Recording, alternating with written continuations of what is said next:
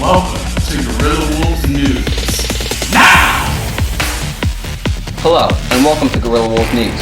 Today's top story involves the much-anticipated Benilde Hall renovations.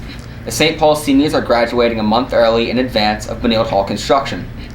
Principal Trevor Watkins stated that the move forward was to accommodate both construction and AP exams. Senior Patrick Baldone, a class valedictorian, said that the teachers have done well, the material covered in a shorter amount of time. Benilde Hall renovations are planned to finish by the start of next school year, and the St. Paul seniors will graduate in the Briggs Assembly Center on May 12, 2018. In other news, Billy Mitchell, a world-famous competitive Donkey Kong player and star of the cult classic documentary King of Kong, was officially stripped of all high scores and banned from submitting scores to the official high score tracker, Twin Galaxies. There'll always be the argument that video games are meant to be played for fun. Believe me, some of it's a lot of fun. Video games are meant to be played at home, relaxing, on a couch, amongst friends, and they are, and that's fun. But competitive gaming, when you want to attach your name to a world record, when you want your name written into history, you have to pay the price. The decision comes after the discovery that Mitchell did not achieve his score of 1,047,200 points on an arcade machine, but rather through the use of emulation software. World Record Headquarters, can I help you? Well, maybe they'd like it if I lose. I gotta try losing sometime. Does this have my name on the back or something? What does it say? It says, you have a yearning for perfection. With this decision, Steve Wiebe, the co-star of King of Kong, is now officially recognized as the first million-point scorer in Donkey Kong. Well, Billy Mitchell always has a plan. It's annoying when somebody's ahead of you. You know, when you're not the lead dog, the view doesn't change. In more recent news, junior Josh Rivera was accused of working with Jesuit during the 2018 Student Council election. The investigation was started after it was discovered that Jesuit attempted to help Rivera by using bots to spread fake news through Twitter, Facebook, and troll farms. Are the rumors true? Did you or did you not conspire with Jesuit? I don't know what a Jesuit is.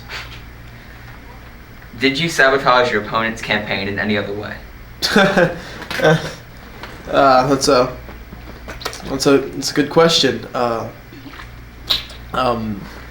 No, there was not any interference with his campaign.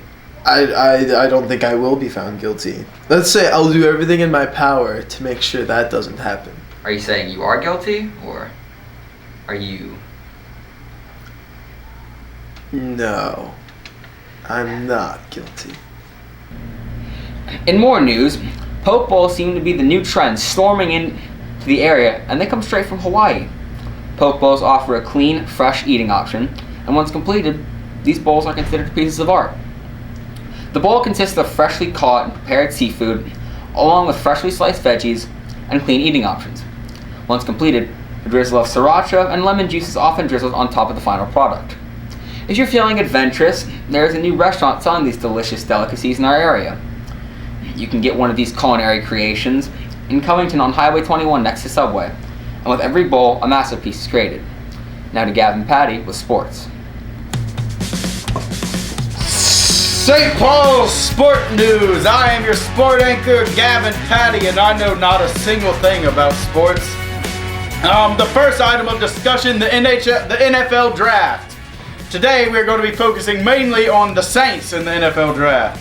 The Saints drafted defensive end Marcus Davenport, all the way from Davenport, Iowa, all the way from Green Bay in the first round.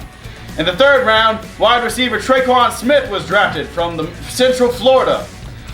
The round 4 pick was round 4 Rick Leonard, an offensive tackle hailing all the way from Florida State. The round 5 pick was Natrell Jamerson, a Wisconsin safety. He was very safe in the process. The Saints' 6th round pick was none other than Cameron Moore, the cornerback, Coach Kevin Moore's extended family from Boston College.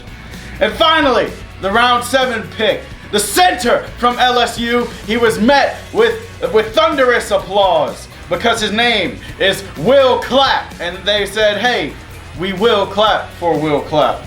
Things seem to be looking up for the Saints. Let's see if the boys can get it done this year. And in somewhat news, the St. Paul's Lacrosse Wolves have lost their championship game against St. Thomas More. It was the entire lacrosse team against St. Thomas More, and they lost 10-20 against one man. And here's what the team captain, Chris Flood, had to say about the game. Our transitions were trash. We didn't prepare well enough, and we were too focused on Jesuit to see the real threat. Thank you very much, Chris, for making an appearance. And that will be it for our somewhat recent sports news. I've been your anchor, Gavin Patty. Passes it to the man, shoots it, and boom goes the dynamite.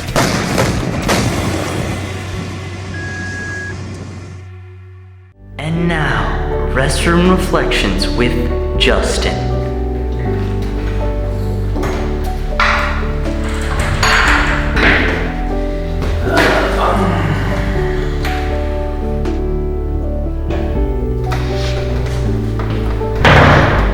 If you're a security guard at Samsung, then you're a guardian of the galaxy.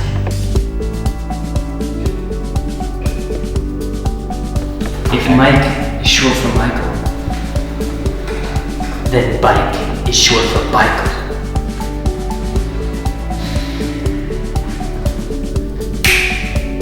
If you bite down on something, you're biting up.